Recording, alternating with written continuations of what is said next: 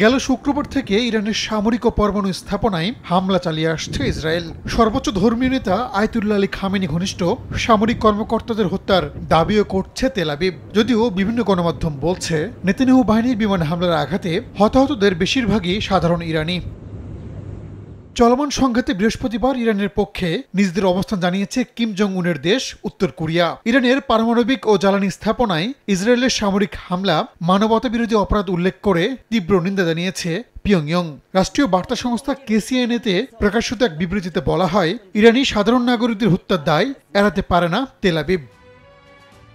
উত্তর কোরিয়ার পররাষ্ট্র মন্ত্রণালয়ের দাবি, ইসরায়েল রাষ্ট্রীয় মদতপুষ্ট সন্ত্রাসবাদে লিপ্ত।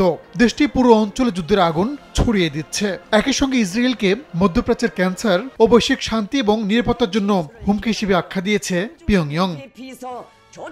যুক্তরাষ্ট্র ও ইউরোপীয় শক্তিগুলোকেও সাবধান করেছে উত্তর কোরিয়া। তারা বলেছে, ইরানের আত্মরক্ষার অধিকার নিয়ে প্রশ্ন তুলে উল্টো আগুনে ঘি ঢালছে পশ্চিমা জোট। যে কোনো সামরিক পদক্ষেপে পরিস্থিতি নিয়ন্ত্রণের বাইরে চলে যেতে পারে এমন সতর্ক বার্তাও দিয়েছে পিয়ংইয়ং। রাহানুল রানা, সময় সংবাদ।